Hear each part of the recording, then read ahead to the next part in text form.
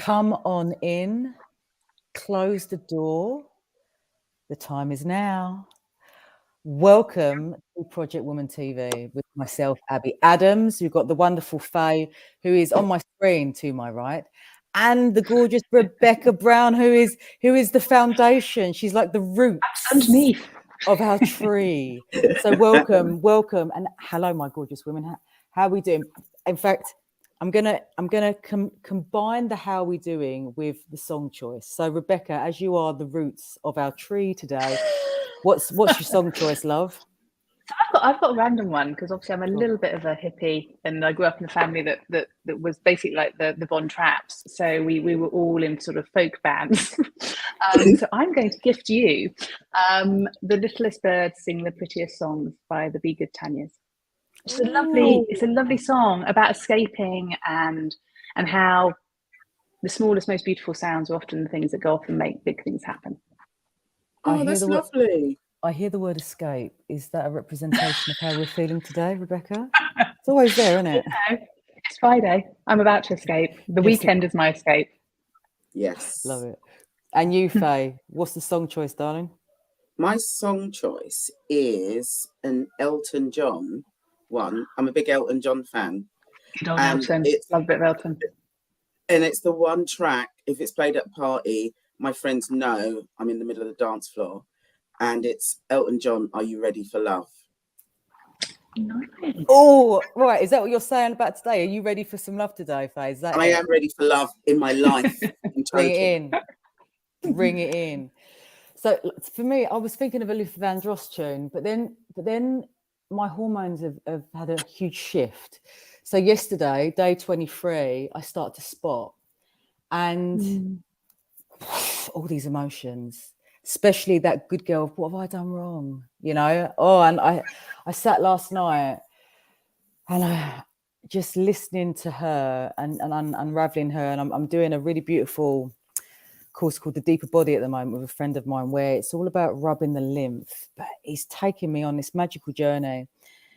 And this morning, whilst I was doing these points and touching my body, we came to this finish, and I sat there and I went, thank you. And I just touched all these parts of me, and it's like, it doesn't matter. It doesn't matter. You've not done anything wrong. You know, it's just all part and parcel of this change, of this story, right? Which brings me to my song, which is Nina Simone. Ah. I'm feeling good. Love it. Yes. Yeah. So that is where I'm at today. And I just feel all of these song choices, like, oh, when you listen to what you're saying, escape, love, new day, it's all in there, isn't it? We connect with that vibration and we bring it out. And that's why music means so much to me, and that it helps you make sense of stuff, doesn't it? When stuff doesn't make sense. Yeah, I've always been a big fan of music. Always. Just growing up, we did, like, on the weekend, my mum would be playing the tunes as we're doing the housework. Yeah, I've always had music in my life. I love it. I love it. Yeah, I feel blessed. And, you know, you say that, Rebecca, about your family being hippies and tuning into that vibe. I love it. I love it. Everyone's music reflects an element of their history, I suppose. The history and... Totally. Yeah. You carry stuff with you, don't you? And you get gifted songs by people you meet along the way. And I think it's wonderful. Yeah. I mean, Billy Bragg just came into my head then. Why wouldn't he? See? Why wouldn't he? It's so good to be sitting here with you on this wonderful Friday now that it's stopped raining. Thank goodness. We're here to change. Is change the right word? We're here to reanimate. That's the word I'm looking for. Reanimate the conversation around women, female, the feminine, so that we don't keep bashing that masculine. That's the way I see it anyway. And what I wanted to see here, what me and Faye wanted to discuss, was how we have turned our, what would be perceived as a negative story into so my daughter's in the bath and she's now shouting at me that she's finished. So I'm going to go get her out. Before I do, I want to pass over to you, Rebecca, as you are the roots of our tree, and ask your story. Where did it start? and how has it shaped you? And on that note, I'll be back. Okay. I kind of feel like I've shared my story quite a lot, actually, Faye, and I'm really curious to hear yours, because I think I think it's really interesting coming together and having this chat today. But I guess my story is that I got really sick during perimenopause. So I was a researcher, loving my job, had been doing it since university. Wow. Very happy with everything. And over a period of about 6 months, I got really, really sick. And the way that the early symptoms of perimenopause manifested themselves for me were anxiety, sleeplessness, brain fog. And I think because I was young, well, we now know not young, actually, I was in my early 40s, so bang on in terms of perimenopause. But I think because at the time, the perceptions were that menopause happened so much later, and arguably that's still the way that the world sees it. I went to my doctor, like about 75% of our community, and like 75% of our community, I was told that I was too young to be perimenopausal, and I was more likely to be depressed. I was offered antidepressants. I kind of knew that I wasn't depressed. And I think actually the thing that saved me was the fact that I am a researcher. So I'm very grateful for all of that training, because basically what I did is I left the doctor's surgery. I decided to try and work out what was wrong with me, because I wasn't confident that the information I was being given by medical practitioners was correct. And that sent me down a large rabbit hole for about 6 months. I did loads of research. I spoke with doctors. I spoke with, naturopaths, herbalists, acupuncturists. And the more I looked into it, the more it was apparent that actually all of my symptoms could be traced back to perimenopause. And that there was a huge amount I could do if someone had told me. And that's really where Empower came from. So I kind of got better. I applied all of the things that I was learning. Some stuff worked for me, some stuff didn't. Which I think is really, really important to remember, because everyone's journey is so individual. But I started to get better, and I had to change quite a lot. I think looking back on it, I wasn't particularly good at paying attention to my own health, which many of us aren't, are we, at midlife? We have so many demands and calls on our attention. And up until that point, I'd kind of got away with it. And one of the practitioners we work with, actually, and a wonderful woman who does cold water therapy, and that was a big breakthrough for me, actually, was getting into a large ice bath in a field in pants. But one of the things she always says, one of the things she always says is, if you listen to your body when it whispers, it doesn't need to scream. And mine just needed to scream, because I was totally ignoring it. And that's kind of what happened. I got better. I decided that I didn't feel that I could just leave all of the stuff I learned, in my head. It felt really important to do something with it. And I tiptoed onto Instagram, really just to find out if other women were having similar experiences to me. And as a researcher, normally when you ask people for their feedback, you have to pay them, or you have to give Amazon vouchers, or you have to put them in a focus room and feed them sandwiches. And what was really amazing was that I was just inundated with stories from women, and it was almost like they couldn't tell me enough, just like, and this helped and this didn't help, and if you need, it's so amazing. And that kind of generosity of spirit was the catalyst that started Empowered, because I thought, wow, actually when you talk to females, they kind of know, when we do know when we listen in, and we work stuff out. And if we could become more empowered about our own biology, there's absolutely no reason why this transition should feel so tough. I mean, it has ups and downs, as life does, but there's so much we can be doing. And so that's what happened. Empowered became this co-creation community. We started off with supplements, because women are really pissed off with the snake oil that tends to perpetuate the supplement space, and they wanted something that would just basically act as a foundation layer. And something that you could just slip into your morning routine and know that you've got that kind of nutritional foundation layer. And I think the fact is, there are no silver bullets. So what we find in our community, and I found, is that you have to layer up. So whether HRT is right for you, whether movement and exercise needs to be much more regular, and maybe you need to rethink what you're doing in the way that Abby talks about. But so I guess in a weird way, I was this human guinea pig that went through a pretty horrid time, but actually I'm really grateful for it, because I wouldn't be here now. And I kind of look back at my old job, and I loved it. I absolutely loved it. But this isn't really a job. This is like a more rewarding, movement. I get. Yeah, exactly. It feels like you're yeah. So yes, that's my little corner. That's my story. Can I pick up on a word? And by the way, Yes. everyone, I didn't miss out on Rebecca's story because I know it off by heart. It's etched on mine. I don't shut up about it. Yeah. Not at all. It's because I just enjoy it. The word better.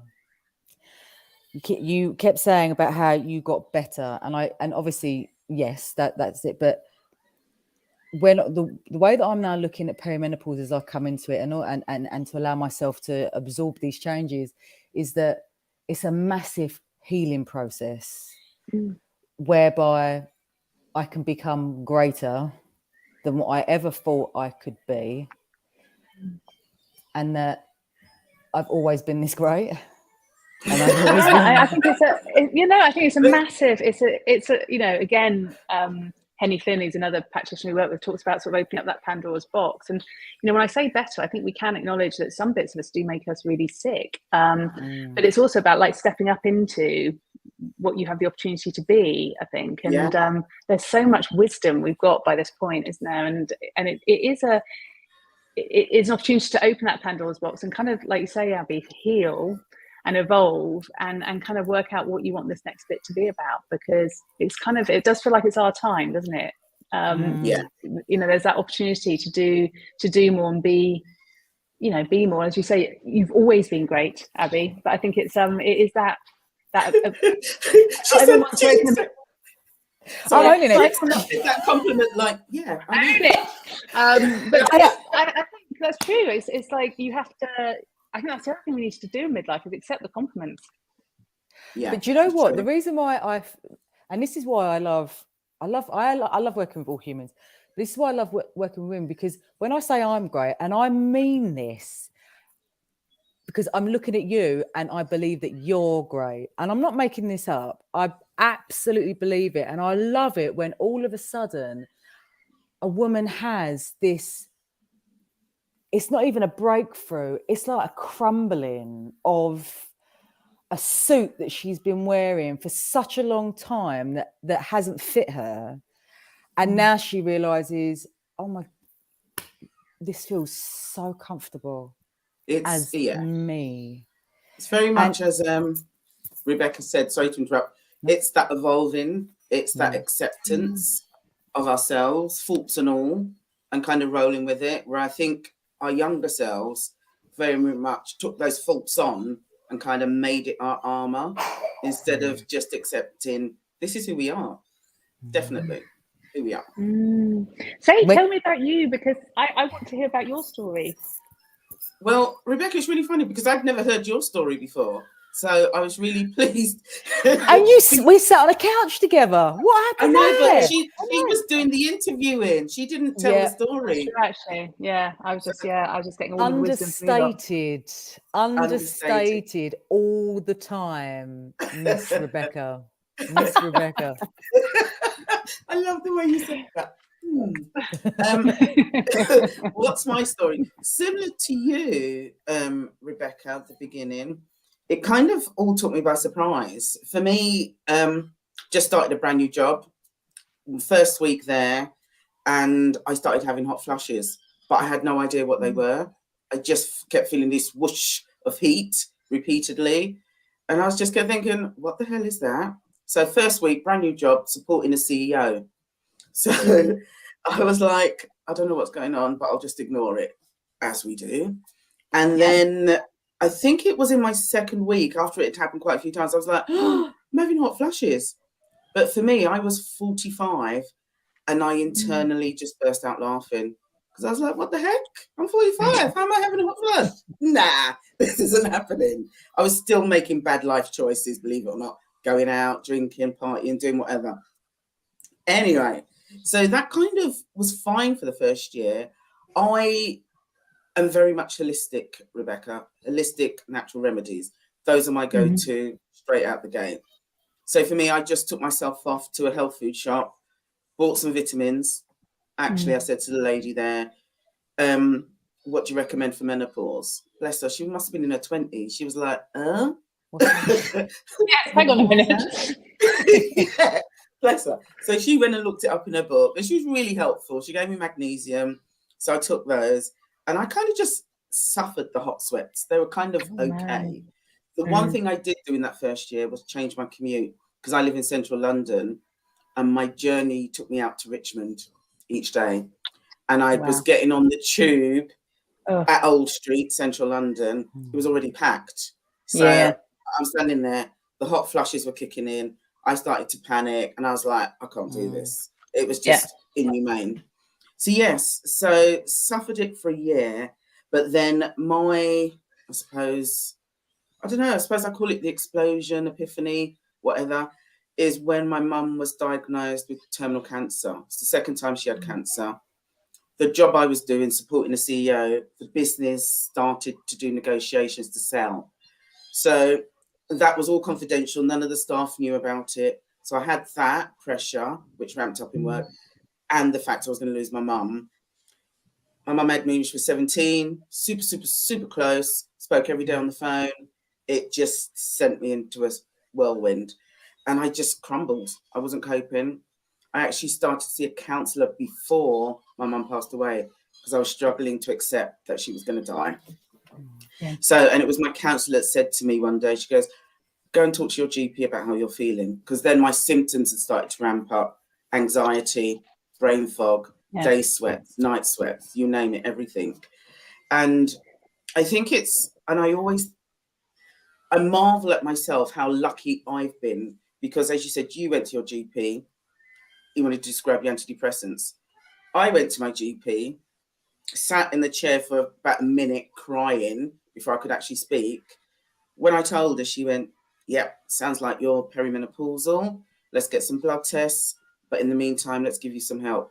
And off the gate, gave me HRT. Amazing. Straight away.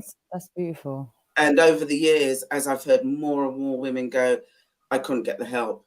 They thought I was depressed. They wouldn't listen to me. And I'm just like, I've been so lucky. So lucky. Tablets didn't work. First ones were like, because I didn't know what to expect. I didn't know. No, exactly. Yeah. So I had to go through a couple of upping the doses, then changing to a different one. And eventually I kind of felt okay.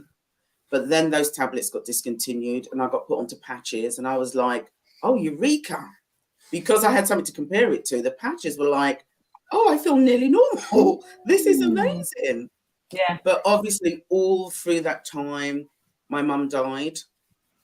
And it was when my mum died that everything really kind of crashed and burned for me. I spent the year my mum died was my 50th birthday. She died in the January. My birthday was in the October. I had 4 weddings. And I look back now and I spoke to my counsellor about it at the time. And I just said, I was just a functioning alcoholic that year. Yeah. I just drank my way through my grief. And the weddings were an excuse. My 50th was an excuse. I was just a functioning alcoholic. And I'd often say to my counsellor, I'm drinking a lot. Because I knew I was, but I wasn't about to stop. And she said to me, are you worried? And I was like, no. I just carried on drinking. Turn up to the session with a bottle of wine. This is all good. No, it wasn't that bad. But, that's kind of how I got myself through it. And I think after the year my mum died is when I kind of started to kind of own who I was, look after myself more. Did something trigger it? Faye, what made you sort of switch from that? I'm not worried, but I know I'm drinking way too much and I'm basically a functioning alcoholic, to actually I need to kind of practice some self-care and stuff. Like what did anything happen, or did you just wake up and just think, do you know what, this needs to change? I think a couple of things happened. So my mum died in 2017 and 2018 is when I launched my 9 to 5 menopause, because I'd gone through that first year of grief, just kind of slightly self-destructing, but realized I think I wanted to get a handle on my menopause. I knew I wasn't feeling good. I knew I was drinking too much. I was staying out late. I was eating shit and stuff. And I kind of wanted to address it. And there were little things I'd started to do, like I changed my commute. I love fashion. I love clothing. I changed my clothing, my whole wardrobe. So I no longer wear anything synthetic because it just irritated me and exasperated my sweats. So my wardrobe is 99.9% cotton or linen, natural fibers. I like skincare and stuff. And I'm like, the reason I launched 9 to 5 was mainly because I cannot be the only bitch here having to commute to work, get up in the morning, deal with kids, go to work. And I'm thinking, where are these women? Where are they? Nobody was talking about menopause in the workplace. And that job, I was there for 5 years. I was there for 5 years and I never told a soul, apart from 1 or 2 close colleagues, that I was going through menopause. Wow. And there was a point in that job where my boss turned around to me and he said, "What is going on?" And I just couldn't tell him. And he then put it down to the fact that my mum was dying. He said, "This is because of your mum, isn't it?" I was like, okay, because I was all over the place, brain fog, you name it. I just wasn't with it. So I was just like, do you know what? Yeah, we'll assign it to that. And I think I was scared. I was scared of the perception because the perception I had was old and over the hill. That's kind of the imagery that I'd been fed over the years because I knew nothing about the menopause. So I kind of just thought, well, I can't say anything. They're going to think I'm over the hill. They're not going to consider me for promotion or capable of anything. So I just kept stum. But it was only from launching 9 to 5 and some of my colleagues at work found my account. That's how my colleagues knew, but no one in management or HR were told. Faye, Nobody. you know, you said about processing the grief. Do you feel that you actually processed that grief? I did a couple of years later. So that first year, I drank my way through it. When the business eventually sold in 2019, I left and took 6 months off work because I hadn't had any space to grieve. My mum died. I was back in work a week later because it was pinnacle of the sale process. So I took a week off work. Our culture, I mean, resonating from experience as well, drinking to numb out those emotions. I mean, as a kid, like I used alcohol and drugs to not deal with stuff, the emotions from childhood. And I used to drink till I blacked out. It weren't a good night unless I had filled my body, and I was a mess. But I didn't care. Just didn't want to feel anything. I didn't want a responsibility. That's what I was like. And the year she died, I distinctly remember sitting on my sofa and just thinking to myself, I'm losing my mind. I actually thought I was losing my mind, to the point I Googled menopause and grief. And that's a whole new world entirely. I never realized how, because there's so many different forums out there and people talking about, it's because normally you get to a certain age, your parents are elderly, going into care or becoming sick and stuff. So it's around that time that you are losing loved ones, and coinciding with your menopause, it was like. Do you think your menopause was the catalyst to help you process that grief? I don't know. I think being able to take 6 months off work was the best thing I could have done for myself. Was the best thing I could have done. I think my mum died definitely gave me a effort attitude of life is too short. And I wanted to get out there and live my life and be happier than what I had been for the past 2-3 years prior. That's what it did. It gave me that I wanted to be happy. I didn't want this sad, miserable feeling anymore. I think that's the calling, right? That's that calling for like perimenopause, menopause. That is the whisper that you were speaking about, Rebecca. You've got to be able to hear it. It feels uncomfortable at first. It feels like things are annoying and frustrating and everything else around you has an issue other than you. But actually, it's that whisper that's telling you there's more out there. Yeah.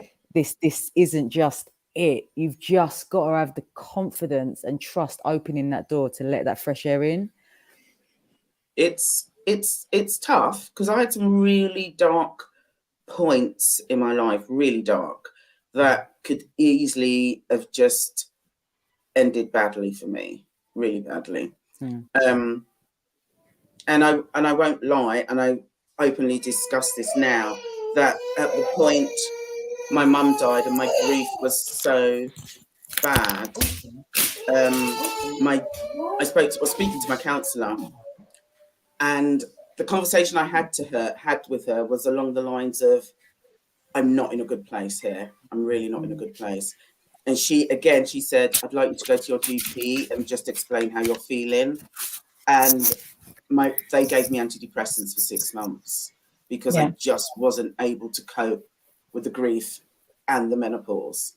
And when you say like GPs give women, oh, you're just depressed, that's wrong. But at that point in my life, I needed it. I definitely needed it.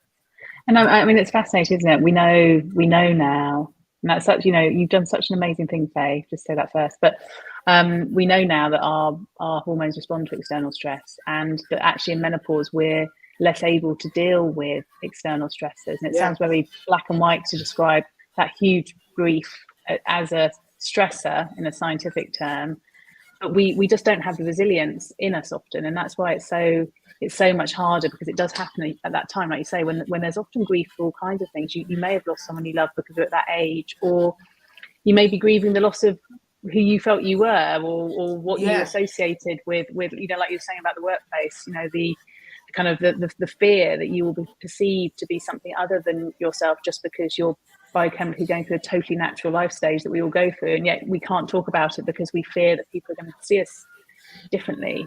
So there's so much grief, I think, for people, and knowing that biochemically something happens as well, I think is sometimes quite useful, because that's why medication can be really helpful. But to your point, Abby, as well, that kind of that ability to allow yourself to process stuff is a hard lesson to learn, isn't it? Because I think until midlife, it's not something we've necessarily done. I certainly hadn't done until I got to this age. Well, do you know what I wanted to pick up on when you speak about women and yourselves that went to the doctor and you get told that you're depressed? If that's all that you know, that's what you're going to believe, aren't you? Yeah. Oh, I went to a trusted figure and they told me that I'm depressed. This is what depression feels like. Okay, I trust you. I'm going to do this. But this is where it's, this is what menstrual cycle tracking, but that's such a rank word for something so beautiful, has taught me, because what I realize is that having a period really is the preparation for menopause. All of these feelings that arise, they arise throughout your cycle every single month. And one of those is the menopausal feeling, that wintering, Rebecca, that we spoke about before we jumped on. It's all there. And it's a feeling. What are you going to do with it? What do you do with it? And that's when your choices come in. But if your choices are limited, you're limited in what you can do with them. And so again, the processing part becomes a lot harder because you've got a very small funnel for which you pass through instead of having perhaps many, It's because, I think for our generation now talking about it, but I had no idea what the menopause was. I mean, the fact that I came to the conclusion I was having hot flushes was a miracle in itself, because I was just like, what's going on? But my mum never mentioned the word menopause. She'd say her period was late, or she'd say her period had come back after 2-3 months, but she never mentioned the word menopause. Never. Yeah. I'm just going to, not wanting to distract us all, but my cat's trying to escape. I don't think it's that she's disinterested at all, but I'm just going to allow her to. It's riveting. Tell her to stay. No, basically, she's saying, I'm going through the menopause. I need to leave. I need some space. I'm just gonna bring her over and so you can say goodbye. Oh, bye. Out you go. Yes. No, I think it's very. how I've become more liberated. And sometimes you hear people say, oh, when you get older, you care less about things. Like you're just more comfortable in your own skin. And I feel like I still critique myself quite a lot, but I am definitely more comfortable and I own my decisions more. I kind of, and I'm happy with those decisions. And I'm learning that I'm number one. Yes, And you are. I have to make myself number one. I do, because you can't really go out into the world and support others or find, because I'm still single, I'm still searching for that Mr. Right, or that I'm still searching for Mr. They're never going to be Mr. Right. We've all got flaws. We'll settle for Mr. Big. Mr. Big, yeah, Mr. Big.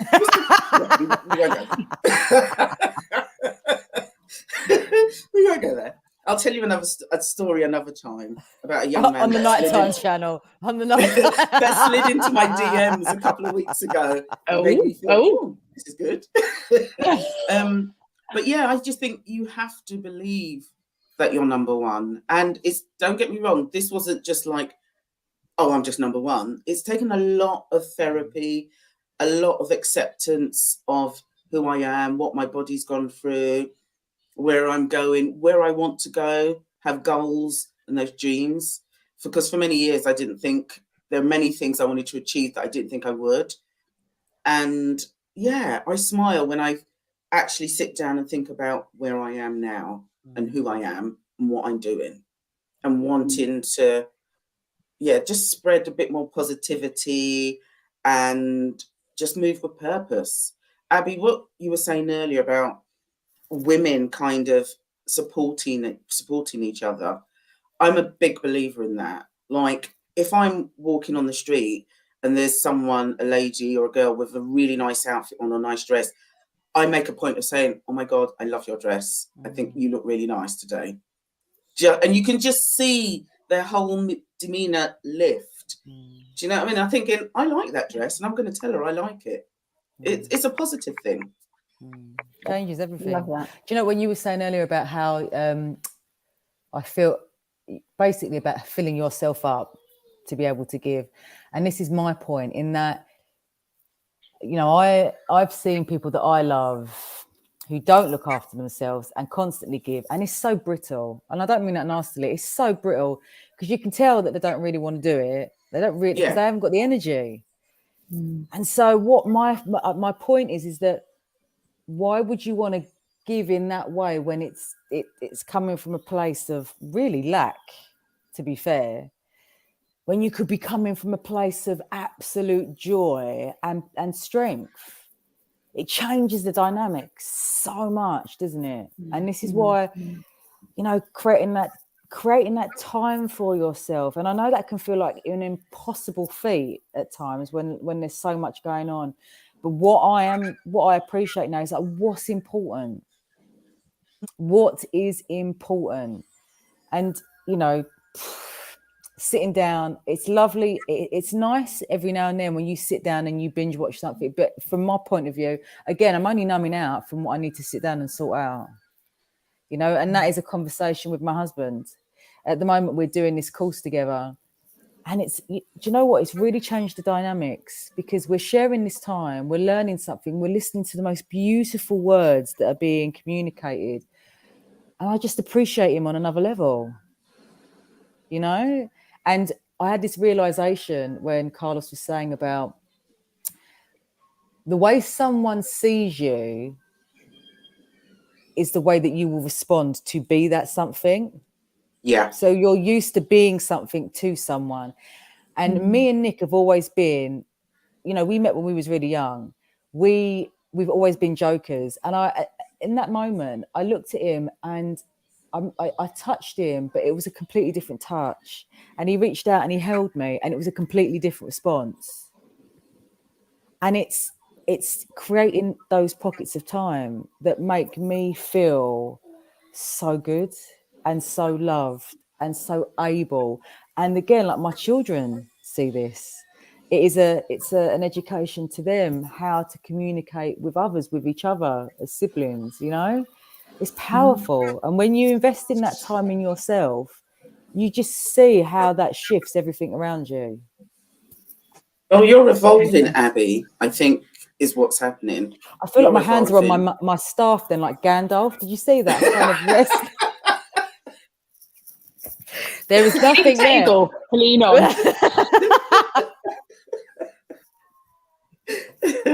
I think by Gandalf. You'll see, because you're evolving, and it's good that your husband's evolving with you. You're kind of on a different journey now. And I think because you met when you were so young, you've kind of probably gone through different iterations and having the kids and everything else. So it's kind of, I don't know, I see this time in my life as a new chapter. This is now my next chapter. And it sounds like you and your family are going through this new chapter. Whether you like it or not. Well, you would say that perimenopause was probably the catalyst as to why we left London to move to Devon, and they all came with me. Thank goodness, that was nice of them. But I said to Henny Flynn,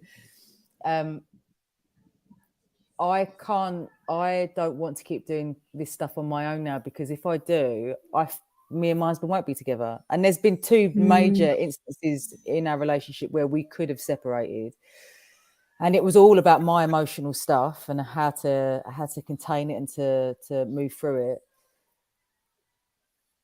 And I don't want that to happen. So now it is about us doing something like this together to keep moving forwards. Because deep in my heart, you know, even when those two circumstances occurred where we could have gone in separate directions, there was that whisper saying, no, you know, this is your soulmate, Abby. Don't let this go. Like, this is your stuff. Work on your stuff.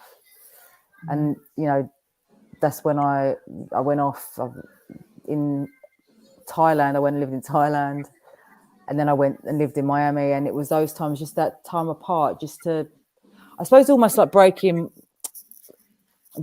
my body. That's not the right word, but moving my body past what it believed it was capable of to realize what it was really capable of. And that's when I found my period. You know, at the age of 34, I was like, sorry, this is actually what a period is. Like, this whole month of, you know, an amazing trek around my body, and no one's ever told me about it. Are you crazy? Where do I send my lawsuit? Because this is ridiculous. And it just changed everything. And again, you know, it's brought me here. Menstrual cycle health awareness, tracking, whatever you want to call it. It's brought me to the relationship I have with Rebecca, with you, Faye, you know, just really looking at what female feminine health is. Absolute game changer. And when people ask me this, you know, well, why do I need what's so important about my menstrual cycle? Everything. There's a massive chapter in your life that you don't know. Yeah. That you don't, there's a part of yourself that you don't even know. And you're trying to make decisions, life-affirming decisions, without that chapter in your book. This is why you keep stumbling. This is why it feels so... Oh, careful that I don't swear on YouTube. This is why it feels so hard.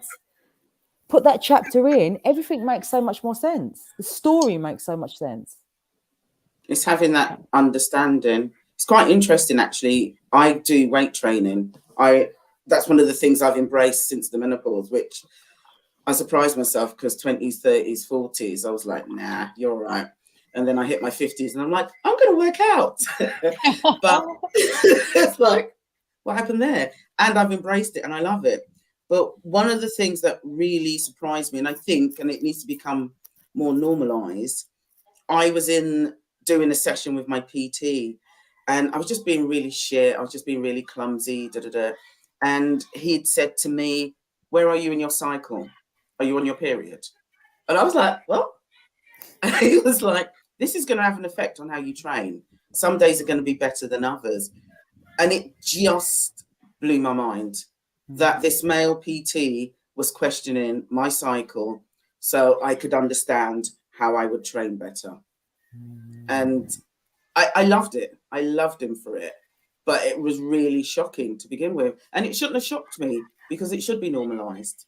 Like if I go into the supermarket and I see a man picking up sanitary items for obviously whoever, and I'm like, look at you buying your girlfriend or wife. You want to hug them, don't you? You just want to go over and hug them. Yeah, I love you. I love it. I actually secretly love it. And I'm like, oh, you're a good one. But this is where it's changing, isn't it? These conversations are changing. I mean, I'm so pleased that the conversation around menopause is becoming more normal. But I always say we as humans are a fascinating bunch, aren't we? Because we always go to the end first. You know, what comes before that? Your period. You know, the period. Why are we not looking at that? But no conspiracy theory at all, but it always feels like we are constantly separated from each other.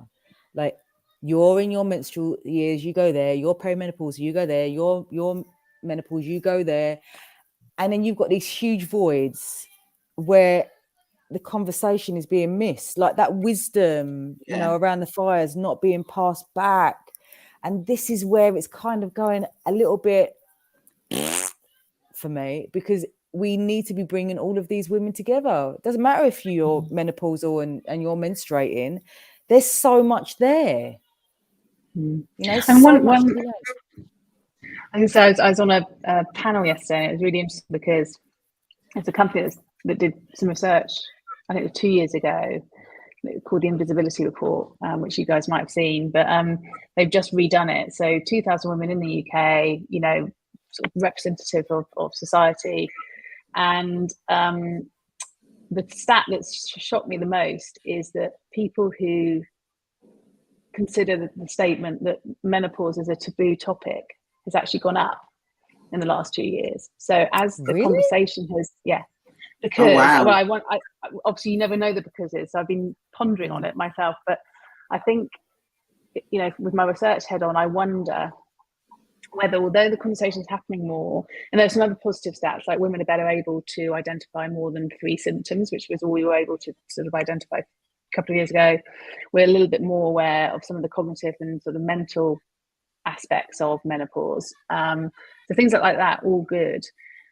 I wonder whether in kind of having the conversation and the way that the media has had to approach it, because they always have to look for clickbait, and so it has to be the most distressing stories, the most troubling kind of descriptions of what menopause is, that it's making a cohort of people feel incredibly uncomfortable about it. And, you know, these sort of well-meaning topics that are being sort of had in places, maybe females aren't, all of us aren't quite ready to have those chats in that open way yet. And it's making people more uncomfortable rather than less, which I thought was really, really interesting and really important when we think about how we communicate what you know, what is brilliant about our biology, to your point, Abby. So, you know, it's amazing that we have this menstrual cycle, and our biology is incredibly clever, and our hormones, you know, are capable of amazing things if we listen into them.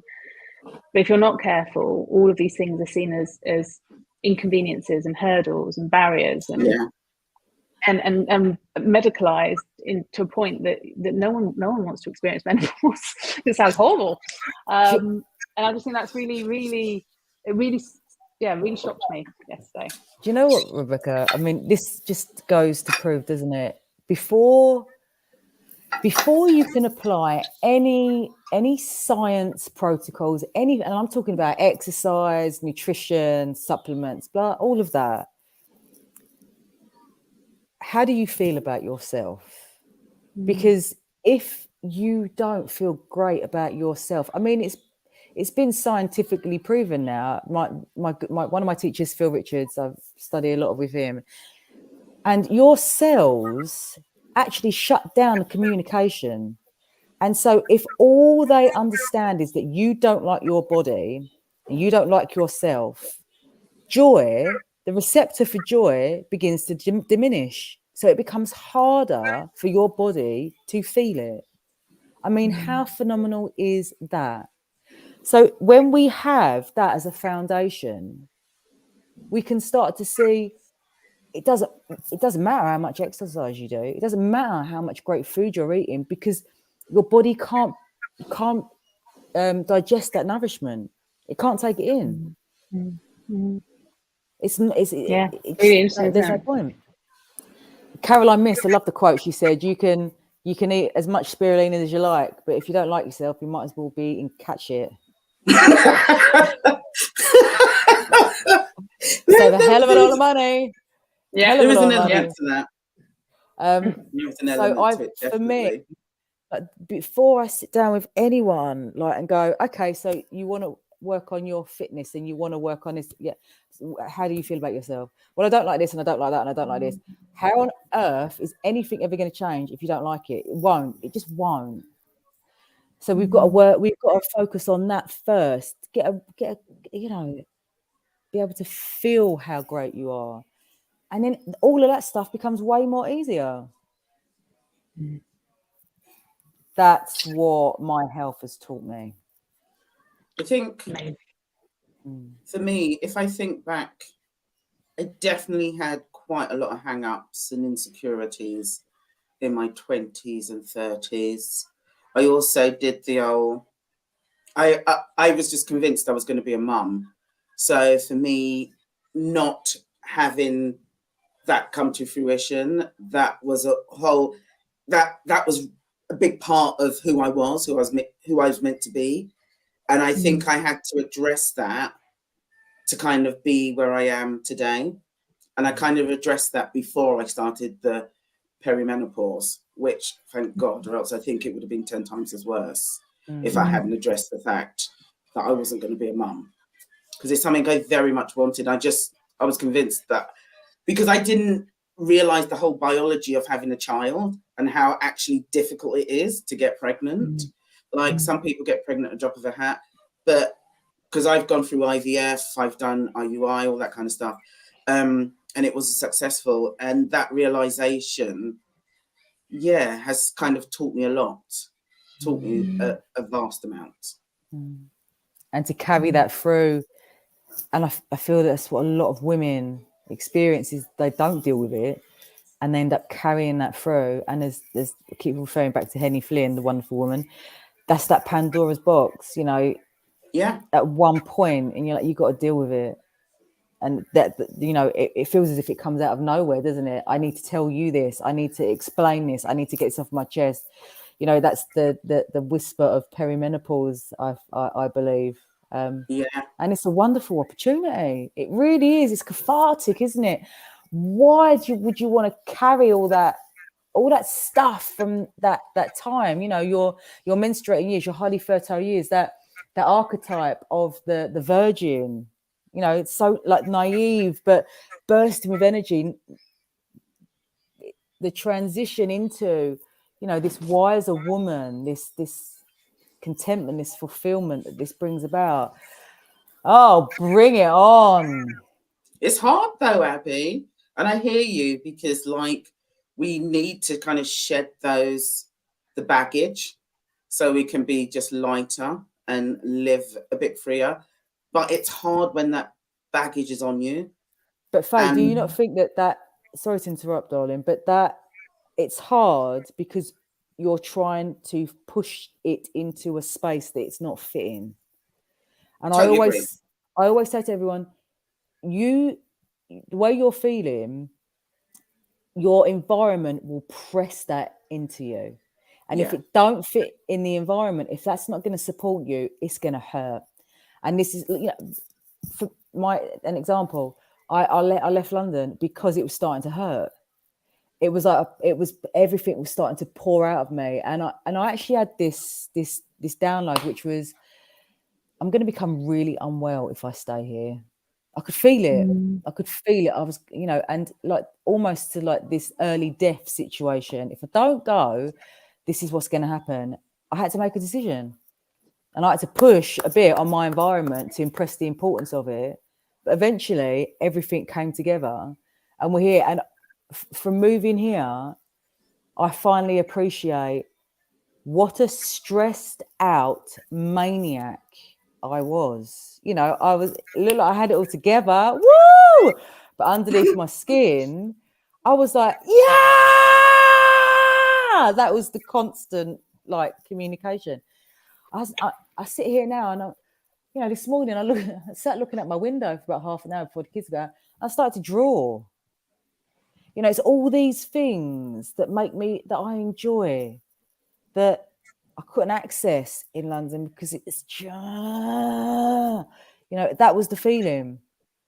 And so, yeah, they can feel pretty hard, and it can feel like a challenge, but it's only because it's something that you've not done and you don't know what's behind that door. But if the feeling, if it's an intuitive feeling, you've got to listen to that. If it's telling you that this is the right thing, then you've got to do it. You've got to do it. Amen. Or should I say a woman? Amen. I think on that note, we should zone out and go and put our chosen tunes on. What do you reckon? Yes, I am. I'm going to take both of yours. Actually, I'm going to go in the whole. Yes. Yes. I'm going to start a playlist, and I'm going to share them on the thread below. But before we fizzle out into the ethers, anything that you want to drop in before we go, you gorgeous women? No, I mean, I think what's amazing and what I love is just listening to each other's stories. I think more of that, please, and more reflections on the tricky stuff. But yeah, it's just thank you for involving me in the inaugural show, both of you. I think it's brilliant. So I look forward to tuning in to future episodes. But yeah, lovely to hear your story, Faye, and Abby. Obviously, always a joy. Thanks, darling. Nice to have you here, Faye. Thank you, Rebecca. I'm glad I've got the opportunity to give other women a space and to help them believe in themselves. And if I can give that back, I'm going to be really happy. That's me. Amazing. Nice one. You're awesome. That's it. You're great. I'm great. You're great. Everyone's great. Bloody own it. I'm probably going to get banned on YouTube for swearing a couple of times. It slipped out at the end. It's fine. Please join us next week. We will be here, and we would love to see you. Thoughts, feelings, share, like. I mean, what these cool kids on YouTube do. Follow. Abby, follow. Come on. Click below. Like. I don't know where it is, but just do it. Yeah. And we will see you next week. All right. Lovely to talk, ladies. Yeah. See you later. Bye.